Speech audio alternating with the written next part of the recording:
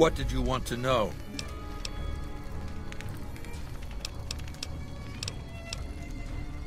My Praetorians embody the martial ideals of my legion.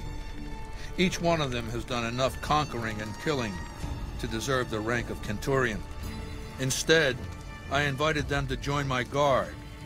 So the invitee chooses whichever current guard he thinks is weakest and challenges him. The fight is to the death. It keeps them from getting complacent. Lucius has been the head of my guard for 5 years now. He was a subordinate guard for 8 before that. No invitee has dared to challenge him yet. Maybe it's an issue of respect. He is getting on in years. What else did you want to know? Vulpes is the best of my frumentari, a remarkable individual from an unremarkable tribe south of the Utah. He was brought into the Legion as a boy, survived training, fought well enough as a legionary to be promoted to the rank of Decanus. Then in battle against an unimportant tribe, he broke ranks and led his contubernium through a hole in their defenses to capture its chieftain. Well, his Centurion wanted him crucified for disobedience, so I made him a frumentari. Whatever I require, infiltration, assassination, dramatic atrocities to break the spirit of the enemy, etc. They're mentally flexible. They operate behind enemy lines for extended periods, imitating the enemy's customs without becoming sullied. In all these things, Vulpes is a master. What else did you want to know? Linnaeus is the greatest of my battlefield commanders. Some might call him a great man, but I'm not sure he qualifies. Once, he was the greatest warrior of the Hydebarks, a tribe of the Arizona. Maniacal in battle. Sometimes he'd ambush Legion patrols by himself. When after several months we found and surrounded the Hydebarks camp, their chieftain raised a banner of surrender. The warrior, who was not yet Linnaeus, went insane with rage. He struck down his chieftain and attacked his own tribe. He killed 15 before they brought him down. He didn't die, obviously. I had him tended to. He was maimed, most of his face torn off. It was days before he regained consciousness. When he did, I went to his bedside and showed him the helmet I'd had forged to cover his face. I said he could have it if he'd fight for me. He accepted, on condition that he be allowed to kill the surviving males of his tribe. I said, make it the adult males, and you have a deal. Linnaeus is savage. Savagely loyal, too, but only to me. He has no love for my legion. But this has its uses. He has no attachment to his men, no compunction about battlefield losses. All he cares about is destroying the enemy. When another legatus or a centurion fails to achieve results, I send Linnaeus to make things right. His first step is to beat the failed commander to death in front of his assembled troops. Then he orders the ritual of decimatio.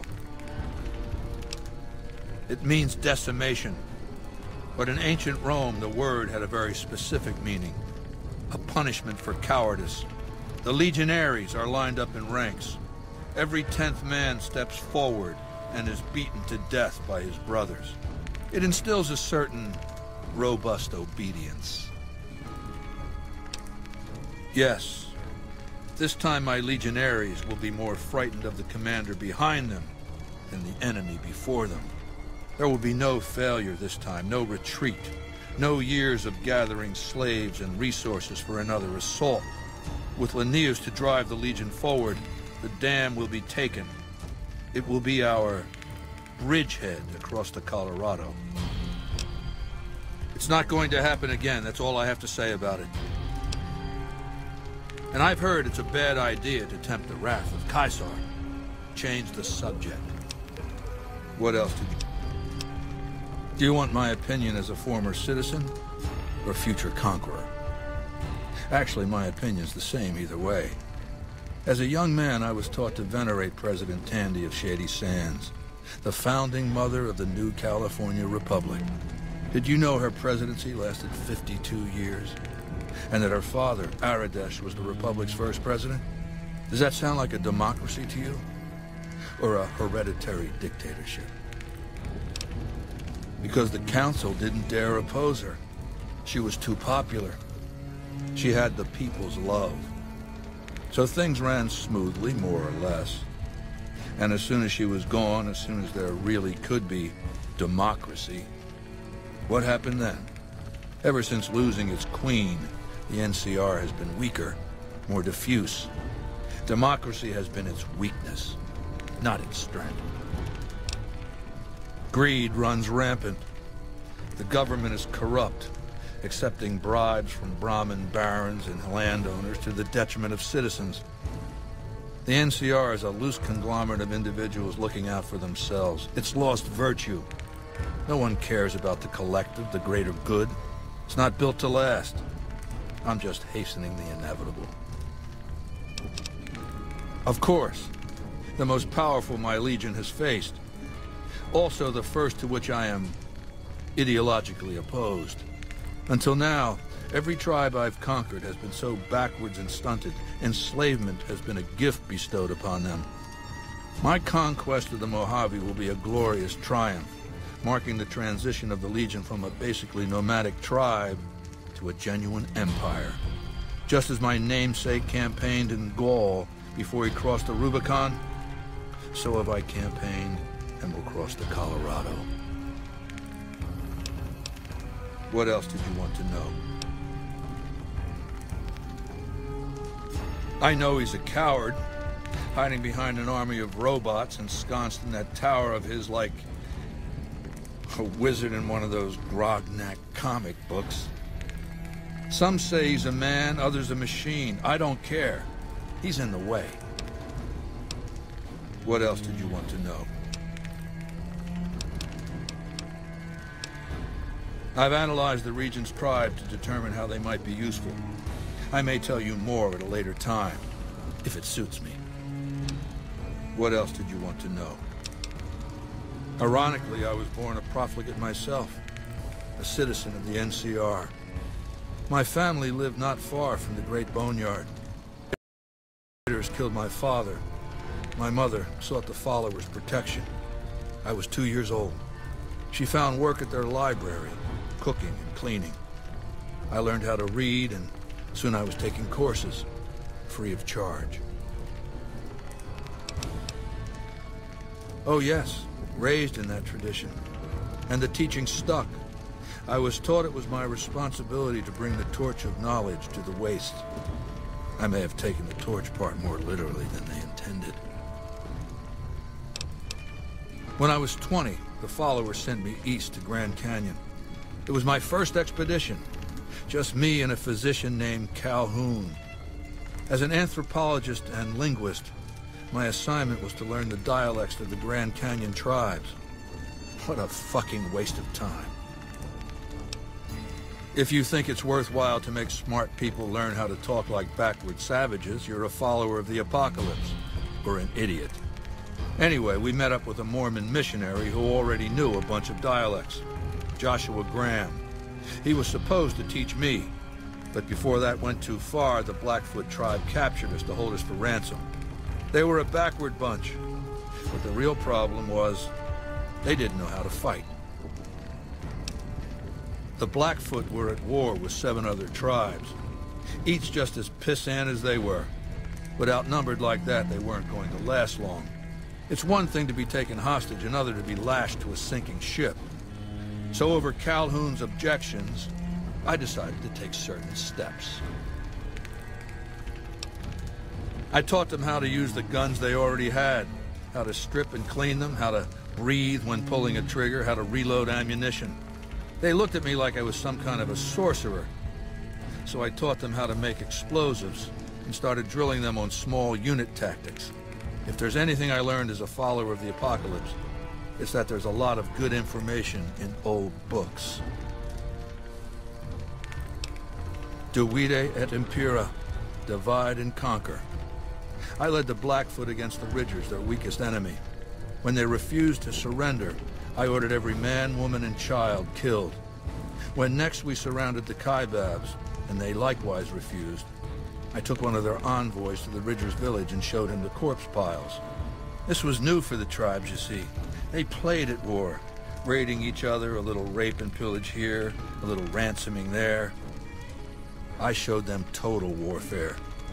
Like I said, there's a lot you can learn from old books.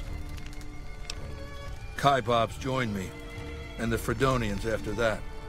All the pissant tribes with names that should be forgotten. I knew from the start I'd need to eradicate this plague of tribal identities, replacing them with a monolithic culture, a uniform identity. So that's what I did once my confederation of tribes was large enough. I crowned myself Caesar and created a single great tribe, my legion. I sent Calhoun, the follower captured with me, back west with a message that I should not be interfered with. Joshua Graham, the Mormon interpreter, stayed with me and served as my first legatus. That's right. Decades of warfare, absorbing lesser tribes, gathering power, forging the dross into a vast, razor-sharp scythe.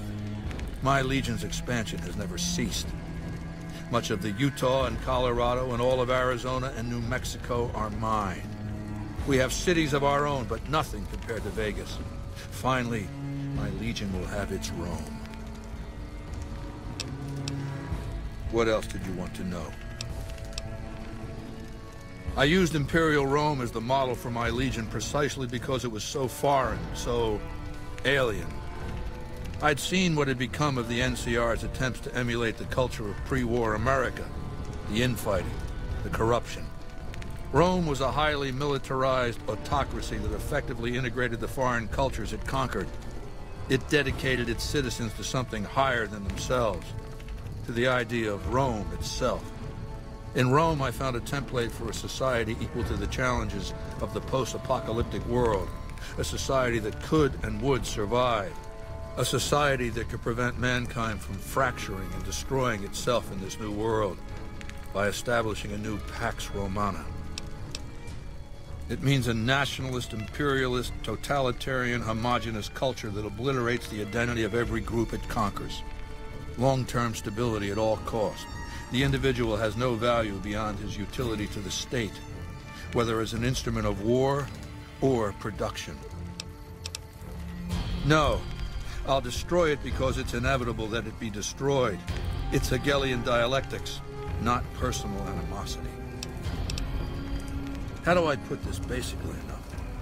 It's a philosophical theory, the kind you might encounter if you took time to read some books. The fundamental premise is to envision history as a sequence of dialectical conflicts. Each dialectic begins with a proposition, a thesis, which inherently contains or creates its opposite, an antithesis. Thesis and antithesis. The conflict is inevitable, but the resolution of the conflict yields something new, a synthesis, eliminating the flaws in each, leaving behind common elements and ideas. The bombs wiped the slate clean.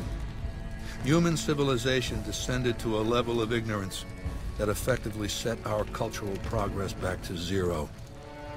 The NCR has all the problems of the ancient Roman Republic: extreme bureaucracy, corruption, extensive senatorial infighting. Just as with the ancient Republic, it is natural that a military force should conquer and transform the NCR into a military dictatorship. Thesis and antithesis. The Colorado River is my Rubicon. The NCR Council will be eradicated, but the new synthesis will change the Legion as well, from a basically nomadic army to a standing military force that protects its citizens and the power of its dictator. What else did you want to know? It's called an autodoc.